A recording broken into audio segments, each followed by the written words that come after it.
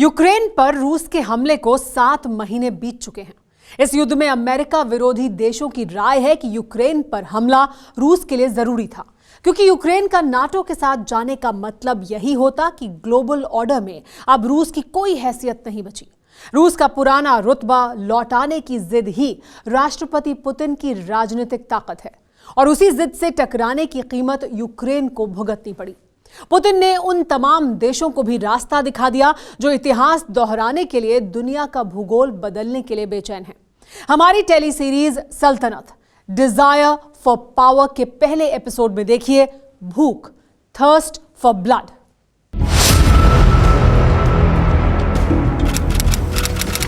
सत्ताईस अगस्त 2019, ज़ुकोव्स्की, मॉस्को, रूस।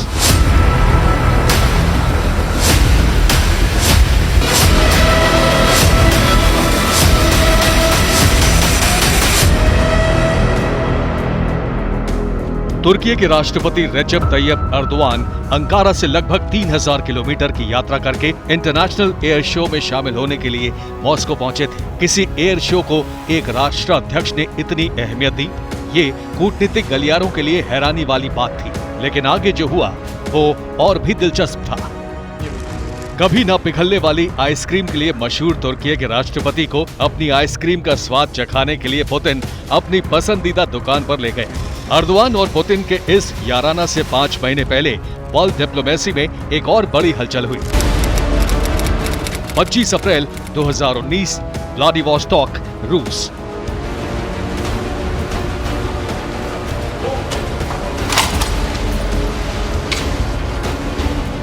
राष्ट्रपति पुतिन व्लादिवोस्टॉक के अपने महल के बाहर जिस खास मेहमान को रिसीव करने निकले, उसका नाम था किम जोंग उन।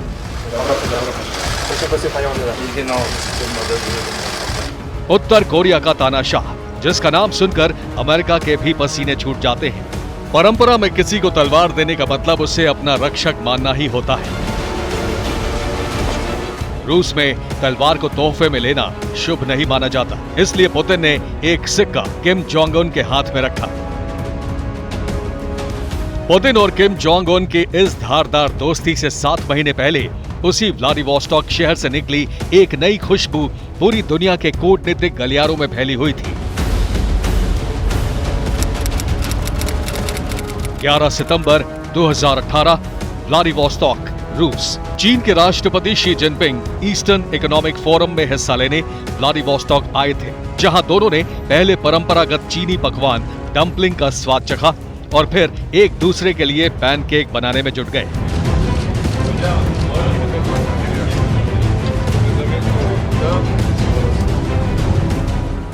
एक साल के दौरान ये कूटनीति के अलबेले रंगों वाली 3 घटनाएं। इन तीनों के केंद्र में एक ही शख्स था, व्लादिमीर पुतिन, जिनकी आंखों में उस रशिया का नक्शा 3 दशक से चमक रहा था, जिसका रुतबा सोवियत संघ के दौर में अपनी आंखों से देखा भी था।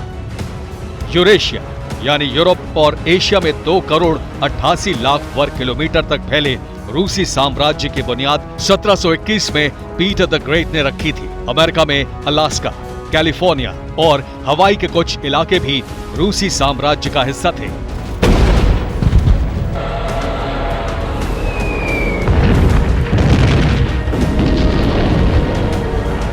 पुतिन ने जिस रूसी साम्राज्य में अपनी आंखें खोली थी, वो 1917 की जनक्रांति के बाद सोवियत संघ के रूप में विश्व मानचित्र पर उभरा था। पुतिन उस सोवियत संघ के शासन तंत्र का भी हिस्सा थे, जिसका विस्तार यूरेशिया में पुराने रूसी साम्राज्य के लगभग बराबर ही था।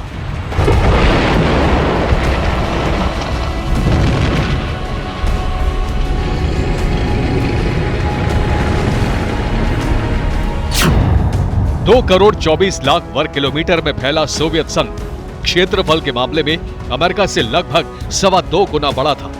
साल 1970 में सोवियत संघ की जीडीपी 1 लाख करोड़ डॉलर थी, जो अमेरिका के लगभग बराबर ही थी, और हथियारों के मामले में भी अमेरिका को सोवियत संघ बराबर की टक्कर दे रहा था। वर्ल्ड ऑर्डर में अमेरिका और सोवियत संघ की टक्कर ही शीत युद्ध की वजह बनी, जिसमें अमेरिका का पलड़ा भारी पड़ा। सोवियत संघ की ताकतवर खुफिया एजेंसी FBI के अधिकारी के रूप में व्लादिमीर पुतिन ने शीत युद्ध की साजिशें भी देखी थी और 1991 में सोवियत संघ को टूटकर 15 नए देशों में बिखरते भी देखा था। ये 30 वो कभी नहीं भूले। सोवियत संघ का टूटना 20वीं शताब्दी की सबसे बड़ी त्रासदी थी। सोवियत युग की वापसी का वादा करके ही पुतिन ने रूस की सत्ता संभाली।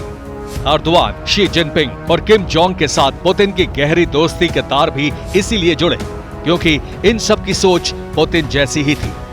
शी जिनपिंग चीन का विस्तार वहां तक करना चाहते हैं जहां चीन के किंग राजवंश का शासन हुआ करता था। किम जोंग उनके खानदान की 3 पीढ़ियां कोरियाई साम्राज्य को फिर से जिंदा करने का सपना दिखाकर ही उत्तर कोरिया में तानाशाही चला रही है।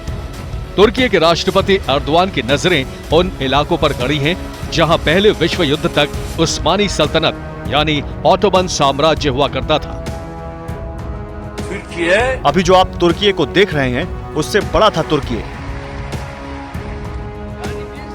तो हम 780,000 वर्ग किलोमीटर में फंसकर नहीं रह सकते। पुतिन के साथ इन महत्वाकांक्षी नेताओं की दोस्ती की सबसे बड़ी वजह यही है। अपनी राजनीति, अपनी कूटनीति और अपनी दबंग छवि के चलते पुतिन इन तीनों के रोल मॉडल बन चुके हैं।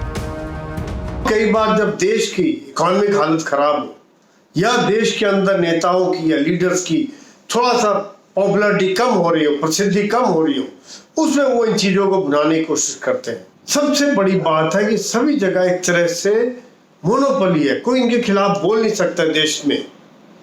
और ये अमेरिका और नेटो का विरोध होने की वजह से इकट्ठे हो रहे। ये समझिए कि इस तरह है कि दुश्मन का दोस्त दुश्मन, आपस में दोस्त। पुतिन ने तुर्की, चीन और उत्तर कोरिया को उनके साम्राज्यवादी गौरव का रास्ता सिर्फ यूक्रेन पर हमला करके नहीं दिखाया। आपको विस्तार से बताएंगे वो कहानी कब, कैसे और कहां से शुरू हुई जिसने एक बार फिर पूरी दुनिया को विश्व युद्ध के कगार पर खड़ा कर दिया है।